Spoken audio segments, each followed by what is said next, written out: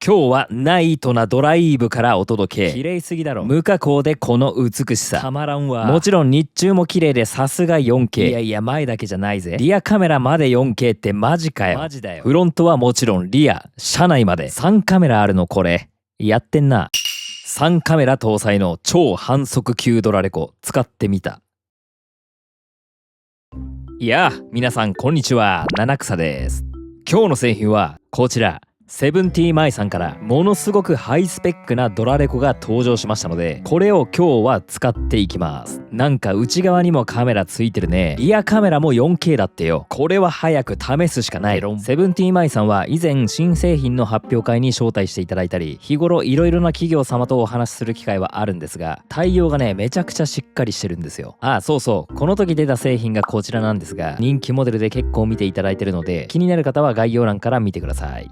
改めまして今回の製品はセブンティーマイのダッシュカム 4K T800 というめちゃくちゃハイスペックなドライブレコーダーです。モデル名は T800 と覚えておけば OK です。今回のドラレコは業界初前後 4K 前後ともスタービス2の IMX678 センサーを搭載していて超高画質です。そして今回セブンティーマイさんでは初の車内カメラまでつきました。車内カメラはフル HD で暗視機能付き、前も後ろも車内も撮れるドラレコなんですが、リアカメラまで 4K ってこれだいぶやってんな。開封しながら見ていきましょう。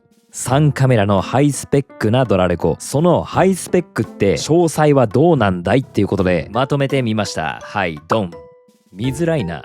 性能たっぷりなんで文字が小さくなってしまいました。こちらが T800 のスペック表です。まずはフロントリア車内と3カメラ撮影可能な超ハイスペックなドラレコで、セブンティーマイさんの中でもフラッグシップモデルです。その分お値段もフラッグシップ級で6万円くらいします。いくらハイスペックでもドラレコで6万円って高いよねと思いますが、動画の最後の方にお得な情報をお伝えしますので、購入を検討される方はぜひ最後まで見てください。解像度からいきます。フロントカメラは 4K、 そしてなんとリアカメラも 4K です。リアカメラも 4K って初めて見ましたね。気合入ってんな。そして車内カメラもついていますが、車内カメラは 1080p フル HD です。車内カメラは暗くても白黒で映る赤外線暗視機能がついています。イメージセンサーはフロントもリアカメラもソニーのスタービス2が採用されています。センサーはフロントリアどちらとも IMX678 です。3カメラとも HDR 機能がついています。フレームレートですが、フロントカメラのみの使用時は 4K 撮影時で 60fps、 3カメラ使用時はフロントとリアが 4K 撮影時で 30fps、 車内カメラは 1080p の 30fps です。飛びましてマイクロ SD カードは最大 512GB まで対応しています。 U3 以上のマイクロ SD カードが推奨されています。駐車監視機能は衝突検出、モーション検出、タイムラプスがあります。音声コントロールも日本語対応していますし、アプリ連携もしています。セブンティーマイさん自社開発の綺麗に映る機能は全て詰め込んであります。バッテリーについてはスーパーキャパシタプラスボタン電池となっております。中身を取り出しました。これで全てです。それじゃあ一つずつ見ていきましょう。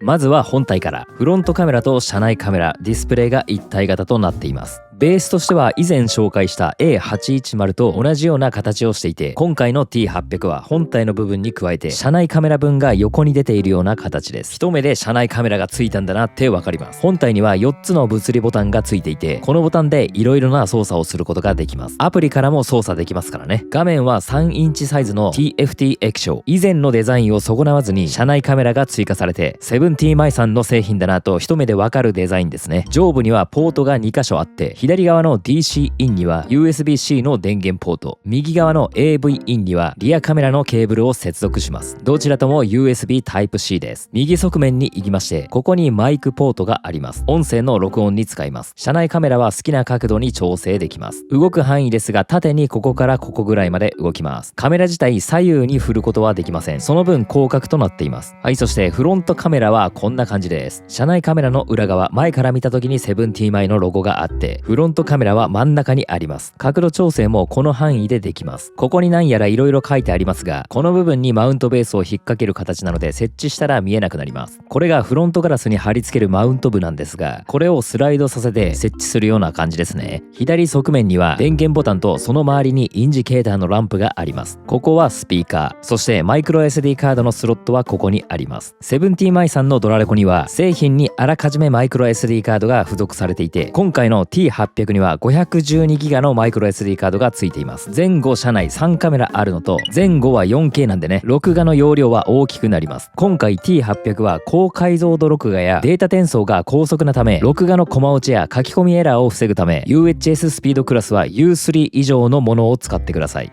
はい、マイクロ SD カードを入れておきます。これ入れるのを忘れないでくださいね。下に行きまして、この左側に光感知センサーがついています。これは車内カメラの暗視機能の切り替えに使うのかな。フロントカメラはこんな感じでした。続いてリアカメラ 4K 撮影が可能なだけあって、今までのものよりかは少し大きめですね。今までのものより重量もあります。センサー名称の IMX678 と 4K と書いてありますね。リアカメラのケーブルを USB-C で接続します。反対側は何もありません。キラキラしてるね。内側にセブンティマイのロゴがあって、両面テープで貼り付けます。リアカメラ自体は360度回るので好きな位置に調整できます。電源ですがシガーソケットから取ることができます。USB-Aポートが2つついています。これが電源のケーブルで 3.5m あります。フロントカメラ側が USB-C、シガーソケット側が USB-A となっています。駐車監視機能を使わない方は簡単に電源が取れますね。次、リアカメラのケーブルです。4K 用のためが少し太めになっています。両端にはリア、フロントとどっちを指すかラベルが貼ってあります。リアカメラケーブルは AV イン、こちらの右側のポートに接続します。フロント側は L 字の USB-C です。そしてリアカメラ側はストレートの USB-C で接続します。こんな感じです。なんか説明書にリアカメラの接続方法が2パターン書いてあるんですが、 T800 はリアカメラからケーブルが出ているタイプではないので、上の図は違いますね。こっちのタイプが正解です。これ T800 は下の図なのになんで2種類書いてあるんだろう。海外版だと違うとかなのかな。まあいいか、上の図は違くて下の図が正解です。次ですが、カメラを設置するガラスの位置に貼る静電気防止シールが前と後ろ2枚ずつ入っています。イメージとしてはこんな感じに貼ります。リアはこんな感じ。カメラを取り付ける両面テープの予備もありますし、配線用の工具も入っています。アピール満載のシールが2枚、マグネットではなくシールタイプです。ユーザーマニュアルが1冊、厚さはこれぐらい。パラパラ本タイプの白黒印刷。保証書が1枚。保証が手厚く、なんと3年間保証付きです。これは安心だね。あとはカスタマーサービスカードやリアカメラのマニュアルも入っていました。ここからはオプション品です。駐車監視機能を使いたい方は、この駐車監視用の電源直結ケーブルが必要です。黄色が常時電源、黒がアースで、赤がアクセサリーです。ケーブルの先端が線そのままになっているので、加工する必要があります。シガーアダプターの電源の代わりにこのケーブルを使う感じです。次が変光フィルターです。太陽の光だったり、ダッシュボードやフロントガラスの反射の映り込みを防ぎます。こんな感じに見えます。いや、これじゃわからんわ。フロントカメラのレンズにこんな風に取り付けて、外側のリングが回るので、これでディスプレイ画面の鮮明さを調整します。変光フィルターを取り付けることで、記録映像がね、若干暗くなりますが、反射を抑えるにはあった方がいいですね。それじゃあ、車内で取り付けていきましょう。はい、車内にやってまいりました。それでは T800 取り付けていきましょう。まずはディスプレイのフィルムを剥がしていきましょうか。デロン。車内カメラのフィルムを剥がします。デロン。おお、綺麗綺麗。よし、ちゃちゃっと取り付けていきますか。まずは一旦シガーソケットから電源を取ってみます。電源は左側。車のシガーソケットから電源を取ります。これでまずしっかり起動するか最初の確認です。起動したので初期設定まで行いましょう。言語は日本語を選択して次。国も日本を選択して次。説明が出てくるのでどんどん次に進みます。時刻の設定ですが、設定してもいいですし、後から GPS 情報で勝手に合います。駐車監視の画面が出てきましたが、今は駐車監視ケーブルつけていないためできません。アプリ使うと便利だよっていう画面が出てきました。次に進むと、ここでマイクロ SD カードの初期化をします。ここでまず初期化をしてください。初期化完了しました。そうすると録画開始されてディスプレイに表示されました。動作確認は OK だね。現在セブンティマイの 4K オムニを使っています。今回この左側に設置するか 4K オムニを取り外してこの位置に設置するか悩みましたが、車内カメラもある関係で 4K オムニの位置に T800 を取り付けようと思います。4K オムに取り外すか。取り外しましたので、新しく設置する位置にこのフィルムを貼ります。と1回貼ってみたんですが、フィルムごと剥がれてしまいました。設置したい位置にはこのように何も貼らせないようなエリアがあって、ここが点々点っていうちょっとブツブツしたような感じになってるんですよ。ただマウントはここの位置に貼りたいので、マウント取り付け位置にフィルムを貼ったんですが、やっぱりねこの点々点のエリアがフィルムがうまく貼れなくて、ドラレコを取り付けたら重さですぐ剥がれてしまいました。かといってこのエリアを避けてもっと右寄りに設置したら、フロントも車内カメラも右寄りになっちゃうし、やっぱりこの位置に貼り付けたい。なのでフィルムを貼らずに直接貼りました。マウント部は粘着が強いのでこの状態で落ちません。これで決まり。電源についてですが、シガーソケットからではなくドラレコ専用バッテリーから取る配線に変えました。なので駐車監視も使える状況です。リアカメラの配線ですが、天井を通って右に振っています。そのままここの隙間を通って、今回は天井を通って裏に行ってるルートで配線しました。はい、ここの右側の天井を通ってきて、ウェザーストリップっていうこのゴムを剥がすと隙間があるので、ここを通って蛇腹のところから顔を出しています。蛇腹の中を通すのが大変なので、このような配線通しを使います。ビニールテープでケーブルの先端を留めています。これで蛇腹の上まで通しちゃおうっていう作戦です。ここで活躍するのがシリコンスプレー。これを蛇腹の中にスプレーします。こっちからもね。そうすると滑りが良くなって、あっという間に蛇腹を通すことができました。あとはこのままこの中を通した配線で設置していきます。リアカメラにもフィルムありますからね。はい、リアカメラの設置完了しました。配線はこの中を通って蛇腹を通っています。で、天井裏まで行きまして、今回は右の天井を通して前まで行っています。今回はリアカメラもしっかり配線しましたので、綺麗にできたんじゃないかと思います。それじゃあ早速走っていきましょう。こちらが日中帯に撮影した T800 のフロントカメラの映像です。木漏れ日がすごい綺麗に撮れています。画質は 4K UHD、解像度は 3840×2160 ピクセルです。フレームレートは最大 4K60fps。60fps で撮影するにはフロントカメラのみの使用時に限ります。この撮影時はフロントリア車内と3カメラで撮影しているため 30fps となります。センサーはソニーのスタービス2技術を搭載した IMX678 を採用しています。 HDR に対応していて、画角は146度、 F 値は F1.7 です。やはり 4K の世界観は圧倒的な綺麗さを持っていますね。フル HD の4倍綺麗な映像を撮ることができます。トンネルでの明暗さを見ていきましょう。明るいところから暗いところに入るとき、全く問題なく綺麗に撮れています。そして暗いところから明るいところに出るとき、ここに一番の差が生まれます。前方のトラックがずっと映り続けてますね。全く白飛びしていません。白飛びしてしまうものだとわずか数秒かもしれませんが、大事な瞬間が映らない可能性もあります。T800 は白飛びのなさ完璧です。そして逆光にもめちゃくちゃ強いです。これ目の前が太陽なんですが、前方や周りの景色もはっきりと映ってます。前の車のナンバーもはっきりと見えます。後からズームしてみるとこんな感じ。 4K なんでね、ズームしてもめちゃくちゃ綺麗です。こう見ると 4K 撮影はやっぱり違いますね。隣の車線の車も止めてみると、こちらもはっきりと映ります。ズームするとこんな感じ。このように幅広く鮮明な映像が撮れます。この綺麗な画質、これはセブンティーマイが自社開発したセブンティーマイマイカラービビッドソリューションというカラーソリューションの技術の賜物です。続いてリアカメラ見ていきましょう。こちらが T800 のリアカメラの映像です。リアカメラなのにフロントカメラの映像と遜色ありません。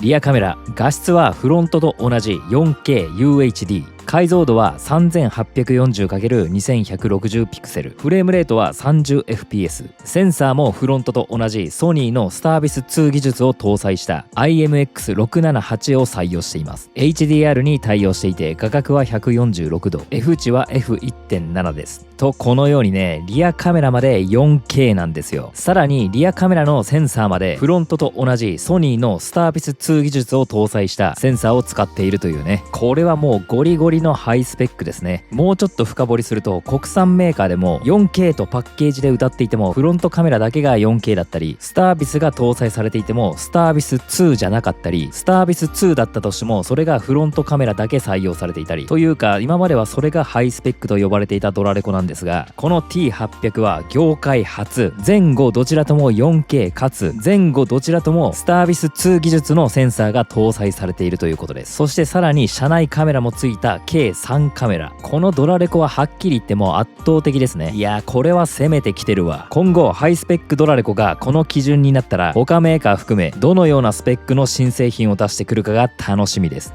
はい、そしてナンバーについても 4K なのでもちろんはっきりと見えます。ヒゲを剃りながら運転しているのがよく見えますね。モザイクかけていますが車の中まではっきりと映っています。ナンバーをズームするとこんな感じ。ズームしてもくっきりと映ります。もう一つズームするとこんな感じ。マクドナルドの看板もはっきりと映ります。それでは次、車内カメラを見ていきましょう。こちらが車内カメラの映像です。画質はフル HD で解像度は 1920×1080 ピクセル、フレームレートは 30fps、 赤外線暗視機能付きで暗所でも映ります。車内カメラも HDR 対応で画角は147度、 F 値は F2.0 です。結構ね、七草はこの車内カメラって大事だと思っていて、車内ももちろんそうなんですが、車の横まで撮れるというのがポイントだと思います。よくニュースで煽ってきた車から人が降りてきて運転席に詰め寄ってきたりしていますが、はいチーズっていう感じでバッチリ映りますし、幅寄せだったり横からぶつけられた場合も前後のドラレコでは映りませんが、この画角があれば映像として証拠が残せます。さらに駐車監視機能も3カメラで録画できますので、あらゆる角度から駐車監視ができるのもいいと思います。カー用品店で車内カメラ付きのものはタクシーとかの人のためですねとか言ってる人がいましたが、全然そんなことないです。車内カメラ必要ない時はオフにもできますからね。3カメラ同時に見てみるとこんな感じです。前後に加えて車内カメラの映像があるともう一つの視点が加わったことで、いざという時この画角があって助かったという場面があるかもしれません。また車内カメラに抵抗がある方はボタン一つで車内カメラをオフにすることもできますし、設定でフロントとリアカメラだけの撮影とすることもできます。なので必要に応じて使い分けができるっていうところもいいですね。それではお待たせいたしました。夜間の映像を見ていきましょう。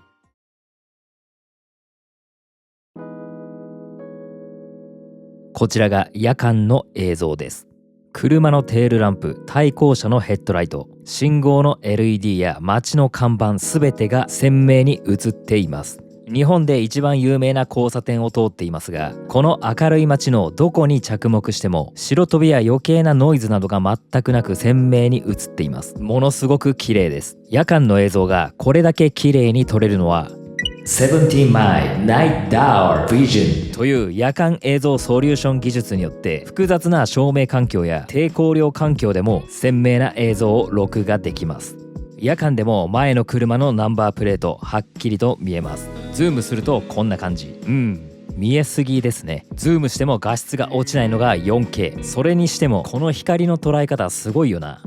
もう一度スクランブル交差点に戻ってきました。違う角度での侵入です。相変わらずいつでも人が多いですね。雨上がりの道がいい感じのテイストになっています。やはり綺麗な映像だと夜のドライブムービーとしていろんなところに行きたくなりますね。この前の動画では銀座、今回は渋谷、次はどこに行こうかな。どこかおすすめな場所がありましたらコメントで教えてください。あ、そうだ、もう一箇所行きたいところがあるのでこのまま向かいます。お、自転車の配達員めちゃくちゃ耐えてる。足をつかずにバランスで耐えてますね。もうちょい頑張れ。おー、間に合った。足をつかずに停車していました。すごい。この手の自転車って結構速いんですよね。抜かします。頑張ってください。お、これはまた現れる予感。来たー。停止ラインを華麗に突破してバランスを取り始めました。止まる寸前にハンドルを曲げるのがコツなんでしょうかね。このような頑張りも鮮明に記録できます。毎回スタートダッシュすごいな。ということで来たかった場所がここです。運転していて綺麗だなと思っていたんですが、映像はどうだろうと思っていて今見てみたらもうそのまんまめちゃくちゃ綺麗ですね。東京タワー柱一本一本まで綺麗に見えます。あ、信号で止まったんでカメラの向きを上下に動かせるので動かしてみてます。おお、てっぺんまで見れました。戻します。結構ね、夜でも外人の方や観光で来てる方が写真撮ったりしてました。そりゃここ来たら写真撮りたくなるわな。はい、東京タワーの根元まで近づいていきます。ちょっとね、雨が降っていたので水滴がついてますが、それでもこのぐらい綺麗に映ります。東京タワーの真下、ひときわ明るいですね。昔階段で登れたんですが今も登れんのかな。フロントカメラの夜間映像はこんな感じでした。続いてリアカメラいきます。こちらがリアカメラの映像です。比較的暗い場所でも綺麗に映っていると思います。リアカメラも 4K なんで映像の輪郭がはっきりとしていますね。フル HD だとちょっと見にくいなって思う映像も 4K であればはっきりと映りますので、後からズームしたい時とかも有効です。後続車のナンバーですが、ヘッドライトの明かりで白飛びして見えないよってことはありません。ライトの形もくっきり見えるぐらい光をうまく捉えてますし、ナンバーをズームしてもこれぐらい見えます。リアカメラも 4K だとやっぱり綺麗ですね。次、夜間での車内カメラ見てみましょう。こちらが夜間での車内カメラの映像です。夜間など暗い場所では自動で暗視モードに切り替わって、このように白黒で録画することができます。これ車内真っ暗ですが、赤外線暗視で暗くてもはっきりと映ります。なので夜間でも車の横とかで何かあった場合でも撮影することができます。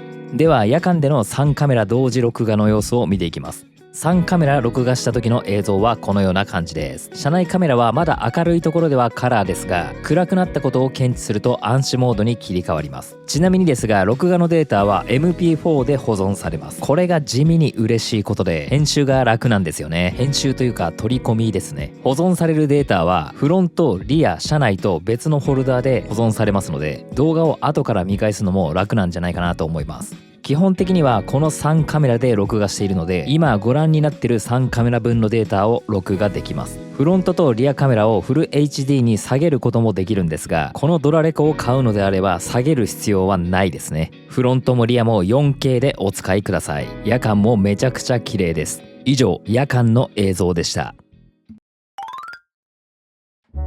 操作方法を見ていきます。70前のアプリがありますので、このアプリからいろいろな操作ができます。 T800 に接続しようとすると、ドラレコ側で承認してくださいと出てきますので、ここをクリックします。そうするとデバイスが正常に追加されました。そしたらドラレコの Wi-Fi スポットに接続するんですが、この辺は画面の指示に従っていけばドラレコの Wi-Fi と接続できます。この状態で少し待っていると、ドラレコ側でアプリが接続されましたと表示されて、スマホ側にはドラレコの映像が映ります。ドラレコの設定は本体の物理ボタンでも操作することができますが、アプリでも全項目操作することができます。例えば解像度を押してみると、ここで3カメラあってフロントカメラを押してみると、フロントカメラは 4K かフル HD か選択することができます。こんな感じで本体を直接押して設定しなくてもアプリから設定変更ができるので、手元で操作ができます。あとやっておきたいのがここですね。デバイス管理からファームウェア更新です。この横に赤い丸がついています。つまり新しいバージョンが出ているということです。はい、現在のバージョンは 1.0.118WW ですが、最新バージョン 1.2.136WW が出てますね。なのでバージョンは最新にしましょう。不具合が解消されていたり、新たな機能が追加されている可能性があるからです。実際に本体の設定画面をいじりましたが、日本語がおかしいところがありましたので、ファームウェア更新をしたら治っているということがよくあります。ファームウェアをダウンロードするにはインターネットに接続しないといけません。一度ご自身の Wi-Fi かモバイルデータにつないでダウンロードしましょう。はい、ダウンロードが始まりました。ダウンロードが 100% になりましたら、下の今すぐドライブレコーダーにプッシュを押します。とここでまたドラレコの Wi-Fi につながなきゃいけないので、画面の指示に従って今すぐ接続するを押します。この画面が出てきたら接続。はい、ドラレコとスマホが接続できました。この状態になったらプッシュを押します。確認画面が出るので今すぐプッシュを押します。はい、更新中は録画できませんよっていうのが出てくるので、問題なければ確認を押すとアップデートが始まります。ドラレコの画面も変わりましたね。このまま待ちます。アップデートをプッシュ中が 100% になったら、ドラレコ側に更新がかかりました。そしたらドラレコの画面にアップデーティングという表示がされましたので、アップデート中です。このまま電源を切らないでお待ちください。ドラレコもこの画面の状態でお待ちください。しばらく待っているとアップデートが無事完了しました。自動的に再起動がかかります。電源が切れましたね。はい、また電源が入りました。立ち上がりましたので、設定画面からファームウェアバージョンの確認をします。はい、現在のバージョンは 1.2.136WW です。無事ファームウェアのアップデート完了しています。アプリから確認しても最新バージョンになっていますね。アプリは最新バージョンですと出ています。はい、では本体側の操作感ですが、ここに物理ボタンが4つあります。あと本体の左、ここにボタンが1つあります。この電源ボタンを1回押すと画面を消すことができます。これは録画は続いています。画面だけを消したりつけたりすることができます。あとここのボタンを2回押すと緊急録画することができます。上書きされない別のホルダーに保存されます。そしてこのボタンを長押しすると電源のオフオンができます。次、前面の一番左、ここのボタンでは画面に映っているカメラを切り替えます。3カメラ分今ここに映っているんですが、現在メインに映っているのがリアカメラの映像です。右上に車内カメラの映像、左上にフロントカメラの映像が映っています。この映像を切り替えてメインにどこの映像を映すかを選択することができます。次、その隣のボタンですが、今ここに車内カメラ映っていますが、車内カメラをオフにしたい時にこのボタンを使います。ワンタッチで車内のカメラをオフにすることができます。その隣ですが、マイクのオフオンボタンです。一番右が設定ボタンで、ビデオ設定、システム設定、スマートトラベル、駐車監視、アルバムなど本体を直接操作しても設定画面を操作することができます。それでは ADAS について説明します。先進運転支援システムとも言いますが、この設定をすることで運転を支援してくれます。内容としてはここの ADAS 警告オプションから見れるんですが、まず一番上、車両全部の起動ってちょっと意味がわからないのですが、ここおそらく日本語間違ってますね。ユーザーマニュアルでは前方車発進警報となっております。なので信号で止まっていて前の車が発進したら警告で教えてくれるという機能です。次の車線逸脱ですが、これは運転をしていて車線をはみ出しそうになったら教えてくれる警告です。ただこの機能をオンにしておくと車線変更のたびに結構警告が鳴ります。あとは前の車に衝突するぞっていう警報だったり、歩行者に注意してくださいとか、バイクに注意してくださいとかを教えてくれます。この機能を使うには ADAS をオンにしてまず構成をする必要があります。ここは画面の指示に従って進みます。 ADAS 機能のキャリブレーションを開始します。キャリブレーション中は車速を40キロ以上に保ってくださいとね、このようなアナウンスが流れるので実際に走ってキャリブレーションしていきます。40キロ以上で5分から8分キャリブレーションしていきます。途中信号などで止まるのは問題ありませんでした。構成が完了すると ADAS 機能のキャリブレーションが完了しました。これで構成は完了。歩行者に注意してください。車線を逸脱しました。前方の車が発進しますのでご注意ください。ライダーに注意してください。とね、このように音声で運転を支援してくれます。さらにここのリアルシーン注釈というところを選択すると、このドラレコの画面にもリアルタイムでマークがつきます。はい、こんな感じですね。今右前の車とここの車線を検知してマーク表示してますね。今ちょうど車がやってきましたが、ちょっと見てみましょう。あ、マークされましたね。こんな感じで ADAS があらゆる危険を検知して音声でお知らせしてくれます。あとね、前が進んだらね、GO っていう文字が出るんですよ。このリアルタイム表示も面白いと思いました。ADAS は以上です。駐車監視を見ていきます。駐車監視機能は衝突検出、モーション検出、タイムラプス録画があります。衝突検出ですが、これは衝撃を検知して録画が開始されます。ドアを閉めて衝撃を与えます。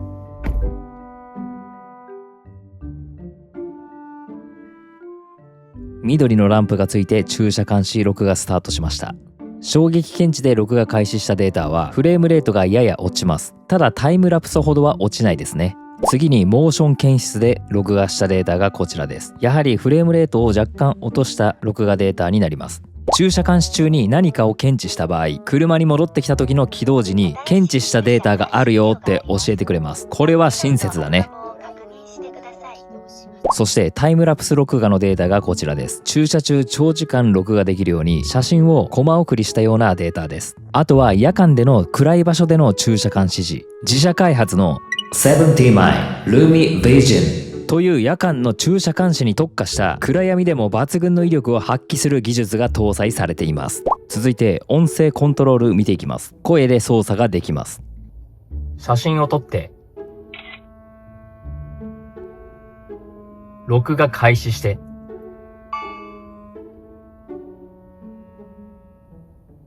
マイクオン。これ説明書ではマイクオンではなく音声記録と書いてありましたが、音声記録と言っても反応はありませんでした。おそらくファームのアップデートをしたので本体側がアップデートされて説明書の情報が古くなったからだと思います。マイクオフ。マイクオフについては OK でした。あとね、ホットスポットを有効にする、ホットスポットを無効にするってあるんですが、これもダメでした。これもおそらくファームのアップデートで変わったからだと思います。やってみます。ホットスポットを有効にする。ホットスポットを無効にする。っていう感じで、これはダメでした。正しくは Wi-Fi 有効にする。Wi-Fi 無効にする。この言葉だと OK でした。なので説明書と若干違うところはありますが、おそらくこの製品が届いてからファームのアップデートがありましたので、音声コントロールの内容も更新されて、ユーザーマニュアルの情報は出荷された時の情報になっているからだと思います。音声コントロールはこんな感じでした。あと本体から直接録画したデータをすぐに確認することができます。一つの録画データのうち後半の部分を早く見たいという場合は、左から2つ目のボタンで最大8倍速で再生できます。見たいところまで来て1倍速に戻せば該当箇所をすぐに確認することができます。あともちろんスマホのアプリから確認することもできますからね。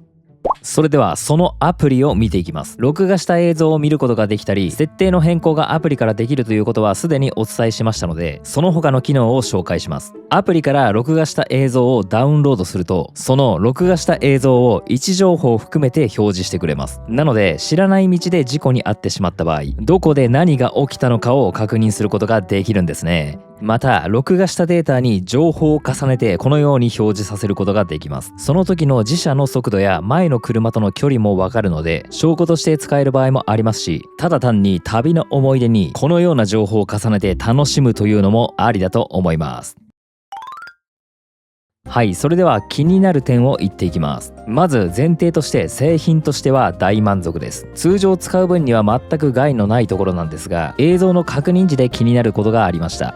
3カメラ同時録画をしているので、フロントリア車内同じ時刻のファイルを3つ並べます。このデリカ D5 に注目してください。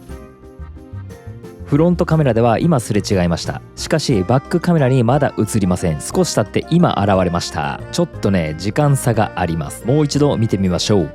デリカ D5 とすれ違いました。まだ来ないね。まだ来ないね。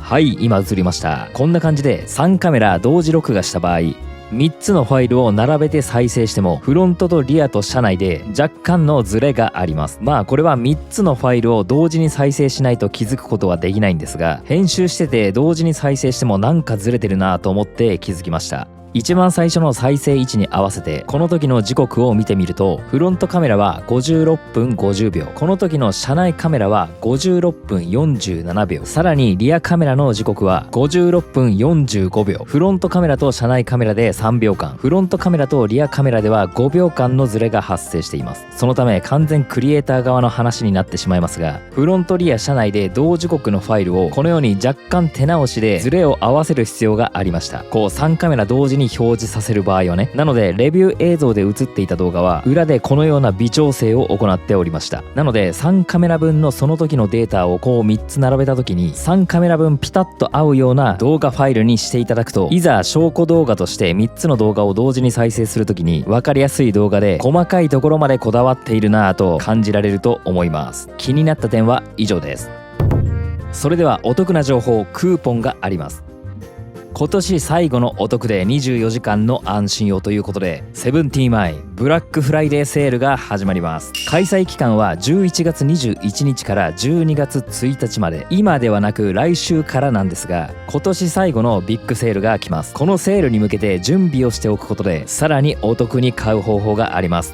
セブンティーマイの公式 LINE に友達追加しておくと、記載のセール期間中毎日17時にお得なクーポンが配布されます。このお得なクーポンは毎日先着30名様です。このクーポンはセール品に併用できます。さらにセール期間に対象の製品を購入した方で公式 LINE に NNKS、 七草なんですけど、このキーワードを送るとさらに特典がもらえるということみたいです。特典の詳細は七草もまだ知りません。なのでぜひこの機会にセブンティーマイの公式 LINE に友達追加してセール期間に備えましょう。概要欄にも公式 LINE の友達追加のリンク貼っておきます。セール情報は以上です。というわけで今回はセブンティーマイの新しく出たドライブレコーダー T800 をレビューしてきましたが、いかがでしたでしょうか。業界初前後 4K、 さらに前後スタービス2の技術を搭載、さらに赤外線暗視機能を備えた車内カメラの3カメラ構成、他には見ないゴリゴリハイスペックのドライブレコーダーだと思いました。この製品が気になった方は概要欄にリンクを貼っておきますので、ぜひチェックしてみてください。このチャンネルではアウトランダー PHEV のオーナーが車で使える便利なアイテムなど自由気ままにレビューしています。よろしければ今回の動画の評価とチャンネル登録よろしくお願いします。チャンネル登録、コメント、いいねでテンション爆上がりします。何かあればコメント欄まで。